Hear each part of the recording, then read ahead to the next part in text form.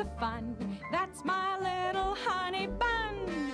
Get a load of honey bun tonight. Mitzi Gaynor stole the show with Honey Bun in the 1958 film South Pacific.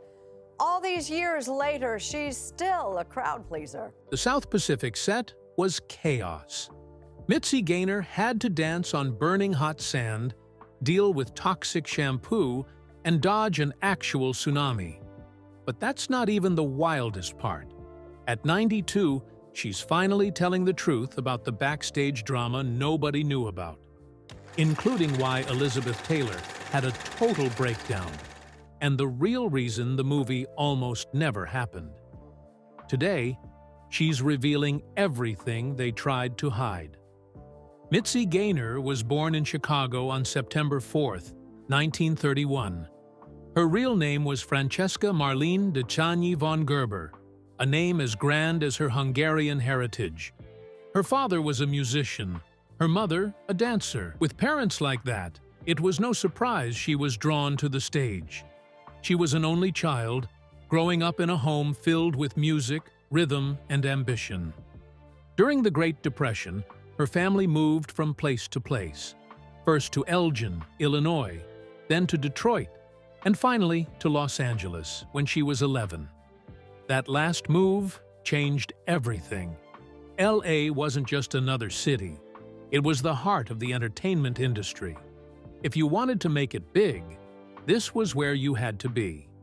Her birth name, though rich in history, wasn't quite fit for Hollywood. When she started getting noticed, 20th Century Fox suggested she change it. Francesca Marlene Decányi von Gerber was too long, too complicated. They wanted something catchy, something easy to remember. And so, she became Mitzi Gaynor. Even before Hollywood came calling, she was already making waves. At 11, she started ballet training. Not as a hobby, not as something to do after school. She was serious about it. By 13, she was already stepping onto professional stages. She wanted a role in the Los Angeles Civic Light Opera Company so badly that she lied about her age, claiming to be 16. It worked. She landed a part in Song Without Words, proving she wasn't just talented, she was determined. That was only the beginning. Soon, she was performing in Roberta, The Fortune Teller, and Naughty Marietta. These weren't just performances. They were lessons. She learned how to hold an audience's attention, how to move with confidence, how to blend singing and dancing effortlessly. Every show made her stronger, sharper, and more ready for what was ahead. Her first time on stage, though, wasn't quite as graceful. She was 7 years old, performing at a dance recital. Everything had been rehearsed, every step memorized. But there was one thing she forgot: to use the bathroom before going on stage. Halfway through her routine, under the bright lights, disaster struck. Right there, in front of the whole audience, she had an accident.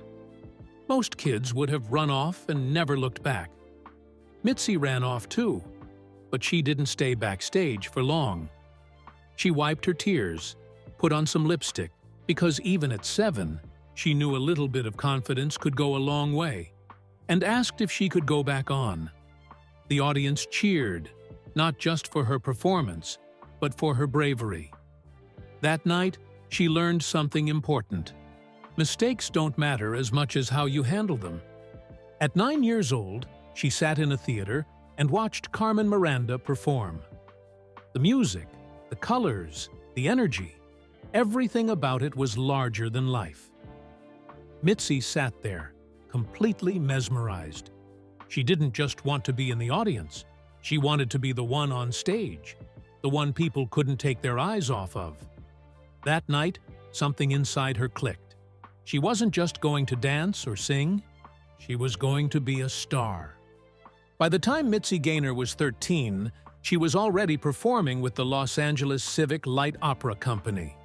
Her role in Naughty Marietta caught the eye of a 20th Century Fox talent scout. leading to an audition that changed her life. At just 17, she signed a 7-year contract, stepping into the world of Hollywood's golden age. The studio loved her energy, her dancing, and the way she lit up a room. But they felt her name, Francesca Gerber, didn't have the sparkle of a true Hollywood star. They wanted something catchy, something audiences would remember. Mitzi was already a nickname she used, and Gaynor had a familiar ring to it, bringing to mind silent film star Janet Gaynor. It was a name that felt glamorous, yet approachable. With that, Mitzi Gaynor was born, and soon her name was appearing on theater marquees across the country. Her first film role came in My Blue Heaven, 1950, a musical starring Betty Grable and Dan Daly. She played a dancer, a small part, but the moment she stepped onto the screen, she stood out. Singing Live Hard, Work Hard, Love Hard, she brought a confidence that made people take notice. She wasn't just another performer in the background, she had something special. Fox saw it too. By the time she was 19, she had already moved from supporting roles to leading parts. A rare feat in a business filled with larger-than-life stars. She was stepping into the spotlight just as Hollywood's musical era was reaching its final golden years. Her first big starring role came in Golden Girl, 1951. She played Lotta Crabtree, a real-life performer from the Gold Rush era. The film had it all: comedy, drama, and elaborate musical numbers. It even featured the song Never, which was nominated for an Academy Award. Critics praised Mitzi's energy, and audiences loved her. She had charm, presence, and a spark that made her impossible to ignore. With that success, Fox pushed her into more starring roles. In Bloodhounds of Broadway, 1952, she played Emily Ann Stackerly, a character full of humor and heart. The film gave her the chance to show off her comedic skills while delivering memorable musical numbers like Buy Low.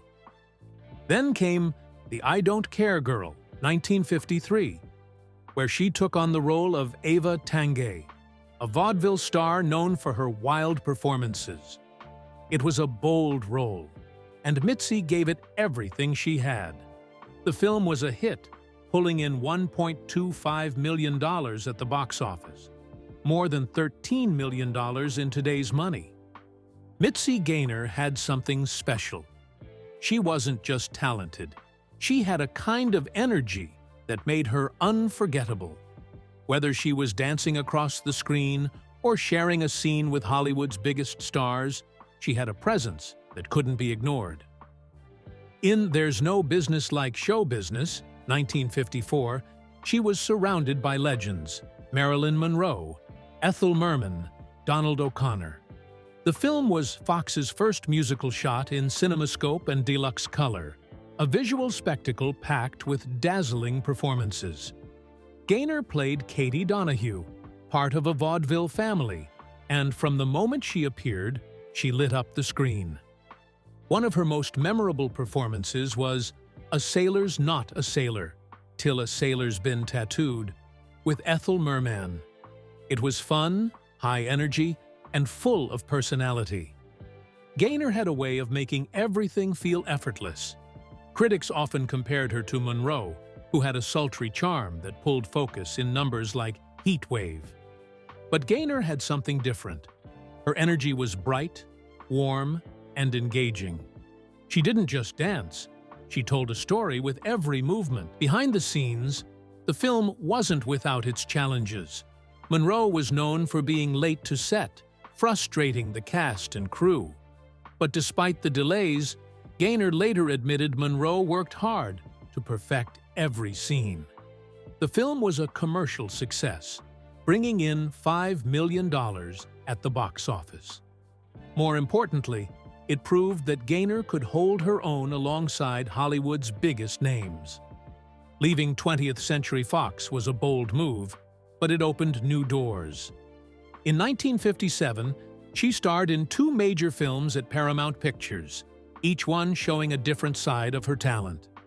In The Joker is Wild, she played Martha Stewart, the love interest of Frank Sinatra's character, Joe E. Lewis. The film told the true story of a nightclub singer-turned-comedian whose life was filled with heartbreak. Sinatra gave one of his most emotional performances, and Gaynor brought warmth to their scenes together. Their chemistry felt real, making the film's most heartfelt moments even stronger.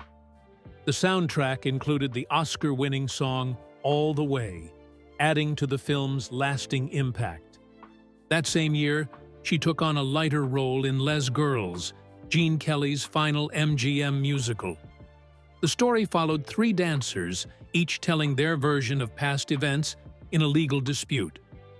Gaynor played Joy Henderson, a role that allowed her to mix comedy and dance with Kelly himself. One of their standout moments was a playful biker-themed number, an unexpected scene that showed her ability to keep up with Kelly's sharp timing and choreography. Hollywood in the 1950s was a place where competition for big roles was intense, but few casting battles were as fierce as the search for the perfect Nellie Forbush in the film adaptation of South Pacific. On Broadway, Mary Martin had made the role unforgettable. She won a Tony Award for her performance and set a standard that seemed impossible to match. But by the time Hollywood was ready to bring the musical to the big screen, Martin was in her 40s. The studio felt she was too old to play a young Navy nurse, so the search for a new Nellie began. Some of the biggest stars of the era wanted the role. Elizabeth Taylor was one of them. She had the beauty and screen presence, but there was one problem. She wasn't a singer or a dancer. That didn't stop her from auditioning, but nerves got the best of her. Richard Rodgers, the legendary composer of South Pacific, wasn't impressed. He rejected her immediately.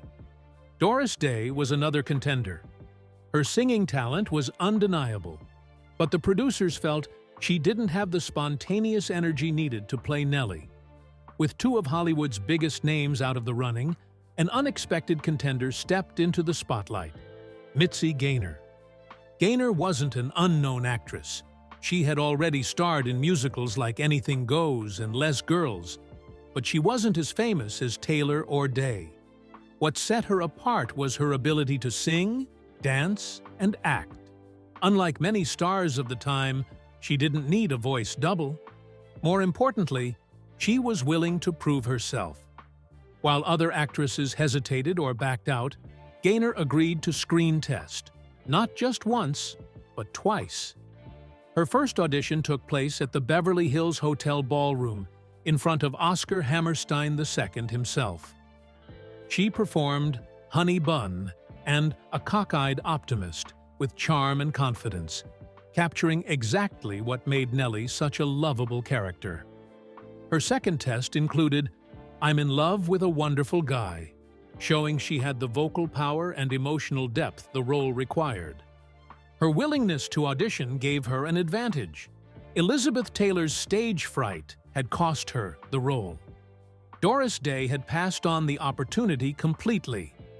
Gaynor, on the other hand, treated each audition as a chance to prove she was the right choice. The producers saw her dedication and cast her as Nellie. But even after she won the role, one person still wasn't convinced: Richard Rodgers. He had strict standards when it came to casting his musicals. He knew Gaynor was a strong dancer and actress, but he wasn't sure her voice was good enough. That doubt didn't last long. As soon as rehearsals began, Gaynor proved him wrong. She spent hours perfecting her songs, working closely with director Joshua Logan to bring Nellie's personality to life. When she performed I'm Gonna Wash That Man Right Out of My Hair, Rodgers finally saw what the others had seen all along. She wasn't just playing the part, she was Nellie Forbush. Filming in Kauai, Hawaii, was tough, but Gaynor was completely committed. Unlike many stars of the era, she insisted on singing all her own songs, which was rare for Hollywood musicals at the time. Her chemistry with Rossano Brazzi, who played Emile Debec, only grew stronger as filming went on. Their romance felt natural on screen because it was built on real effort behind the scenes. Taking over a role that Mary Martin had made legendary was no small task. Many believed no one could live up to her Broadway performance. But instead of trying to imitate Martin, Gaynor made the role her own. She brought a fresh energy to Nellie, playful, warm, and full of life. When South Pacific hit theaters in 1958, audiences loved her. The film became one of the biggest hits of the year, and Gaynor's performance won widespread praise. Even Richard Rodgers, who had doubted her at first, admitted that casting Gaynor was the right decision. Filming South Pacific on Kauai in 1957 was supposed to be a dream. The island had lush mountains, golden beaches, and the perfect tropical backdrop. But the production quickly turned into a logistical nightmare. The weather was unpredictable. One minute the sky was clear, the next a sudden rainstorm rolled in, forcing the crew to stop filming. Kauai is one of the wettest places on Earth, and that created a serious problem for continuity. The lighting in some scenes shifts noticeably because the weather kept changing between takes. You can even see it in the "There is nothing like a dame" sequence, where some shots look bright and sunny while others are darker and overcast. Then came the tsunami warning. On March 9, 1957, a massive tidal wave struck Kauai's north shore. Homes were destroyed. The Kalahiwai Bridge collapsed, cutting off access to key filming locations. Trucks carrying equipment got stranded, and production had to shut down completely. Even before the tsunami, getting equipment to the island had been a struggle. In 1957, flights to Kauai were rare. Many cast and crew members had to wait in Honolulu for days before they could even reach the set. Despite everything, the filmmakers refused to give up. When the weather made outdoor shots impossible, they used matte paintings and process shots to fill in the gaps. The delays cost 20th Century Fox thousands of dollars, but the result was worth it. The film's breathtaking visuals put Kauai on the map as a prime filming location. Years later, movies like Jurassic Park and Pirates of the Caribbean would follow in its footsteps. But the production faced more than just natural disasters. One of its most controversial choices was the use of color filters during musical sequences. Director Joshua Logan wanted to recreate the stage production's dramatic lighting, so cinematographer Leon Shamroy placed bold color filters directly onto the camera lens. During Balihai, a deep magenta filter made the scene feel almost dreamlike. Other numbers, like Some Enchanted Evening, were bathed in golden or slate-green hues to heighten the romance. Audiences were divided. Rodgers and Hammerstein disliked the effect, saying it distracted from the music. Some viewers found it overwhelming, even mistaking it for a technical glitch in theaters.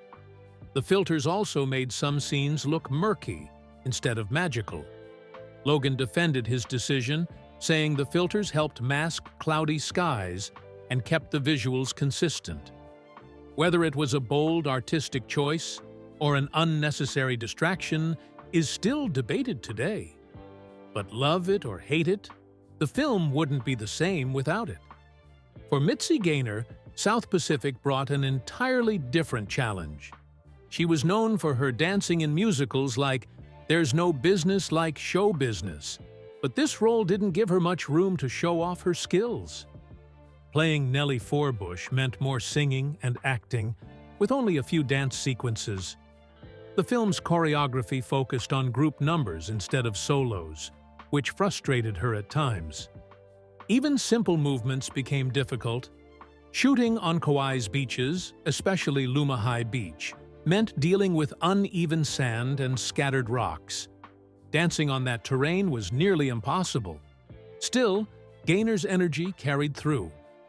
Audiences loved her performance, and she later said that while she missed dancing more, she was grateful for the chance to showcase her voice. Her most famous scene, "I'm gonna wash that man right out of my hair," almost didn't happen. The number was filmed at Lumahigh Beach, where she had to sing and dance under a shower of water. But the shampoo they used burned her eyes so badly that production had to stop. A crew member rushed to Lihue, driving 2 hours round trip to buy Johnson & Johnson's baby shampoo. That quick fix saved the scene. The water itself was another issue. Despite the tropical setting, it was cold. Gaynor had to endure freezing showers over multiple takes while still looking cheerful on camera. Timing was also tricky. She had to match her movements perfectly to the music while making sure her hair lathered properly in every shot. Even Oscar Hammerstein II had doubts about whether the scene would work on film. He worried that a woman washing her hair wasn't visually interesting enough. But Gaynor's infectious energy proved him wrong. The number became one of the most iconic moments in musical film history. Off-screen, Gaynor had a natural chemistry with her co-star Rossano Brazzi. Their romance in the film felt authentic, and part of that came from their playful friendship on set. Brazzi, who played Emile Debec, spoke limited English at the time, and his singing voice was dubbed by opera singer Giorgio Tozzi. He had been hesitant to take the role because of this, but his suave screen presence made him the perfect fit. Gaynor often teased him about his thick Italian accent, while he joked about her boundless energy. Their friendship made long days on set more enjoyable, and their connection translated beautifully on screen. Even though audiences later learned that Brazzi wasn't the one singing Some Enchanted Evening, it didn't matter. The scene remains one of the most romantic moments in musical film history. Mitzi Gaynor thought South Pacific would change everything. The 1958 film was a huge success, earning over $36 million worldwide. She was nominated for a Golden Globe and was the only lead actor in the film to sing her own songs. Instead of opening doors, South Pacific became one of her last major films. After the movie's release, she starred in only 3 more films, none of them musicals. Happy Anniversary in 1959, Surprise Package in 1960, and For Love or Money in 1963. Looking back, she admitted she was better suited for live performances than the big screen. Hollywood might not have given her the roles she wanted, but she wasn't about to disappear. Instead, she found a new stage. Television in the 1960s was booming, and variety shows were everywhere. Gaynor became a regular, bringing her mix of singing, dancing, and comedy to millions of homes. She was a true entertainer, and audiences loved her. One of her biggest moments came on February 16, 1964. That night, she headlined The Ed Sullivan Show during the Beatles' second U.S. appearance. More than 70 million people were watching, but it was Gaynor who had top billing. She performed Too Darn Hot, The More I See You, and a medley of Birth of the Blues and When the Saints Go Marching In. Even with Beatlemania sweeping the country, she held the stage. Backstage, she saw firsthand how quickly the industry was shifting. The Beatles were young, fresh, and changing everything. Her own choreographer even mistook Paul McCartney for one of the children on stage because of his boyish face. But Gaynor wasn't intimidated. She adapted. She started hosting her own television specials, mixing music, dance, and humor in a way that felt new and exciting. These shows became hugely popular, earning Emmy nominations and proving she could thrive in any format. Then, she took things even further. By the late 1960s, she had become one of Las Vegas's top entertainers. Her nightclub act was unlike anything else. She performed at the Flamingo and the Riviera, making $45,000 a week. That was an unheard-of amount, but Gaynor delivered a show worth every penny. Her performances were dazzling. She worked with legendary designer Bob Mackie, who created stunning costumes that became part of her signature style. Critics called her shows flawless and devastating. Life magazine put it best. She had started at the top and climbed even higher. In 1970, she made history. She became the first woman to win the Las Vegas Governor's Trophy for Star Entertainer of the Year. She had conquered film, television, and now the biggest live stage in America. While Hollywood had moved on from musicals, Gaynor had found new ways to shine. Mitzi Gaynor lit up television in the 1960s and 70s with a series of spectacular specials that turned her into a household name. Over 9 shows, she earned 16 Emmy nominations, proving she was more than just a movie star. She could sing, dance, and entertain like no one else. 2 of these specials stood out as cultural landmarks. Mitzi, a tribute to the American housewife in 1974, was a playful take on domestic life, mixing humor with elaborate musical numbers. Mitzi, What's Hot and What's Not? In 1978, took a fun look at changing trends through music and dance. A huge part of her success came from her partnership with Bob Mackie, a designer who knew how to make a performer shine. Mackie, often called the Sultan of Sequins, created costumes that were as breathtaking as the performances themselves. Their collaboration started in 1966 when he designed her Las Vegas stage show. From that moment on, he became an essential part of her image, crafting hundreds of stunning outfits over the years. His costumes were bold, colorful, and covered in intricate beadwork and sequins that sparkled under the stage lights. Every outfit was designed to move with her, making her dance numbers even more mesmerizing. His work on Mitzi, Roarin' in the 20s in 1976, won him an Emmy. A year later, he created some of his most eye-catching designs for Mitzi, Zings into Spring. Together, they redefined costume design for television, proving that fashion wasn't just about looking good. It could be a part of the performance itself. Even with all her success on television, Gaynor never lost her love for live theater. In 1989, she stepped back onto the stage for a national tour of Anything Goes, playing the lead role of Reno Sweeney. She was almost 60, but her energy never wavered. Some people wondered if she could still handle the demands of a big musical, but she didn't just handle it. She owned it.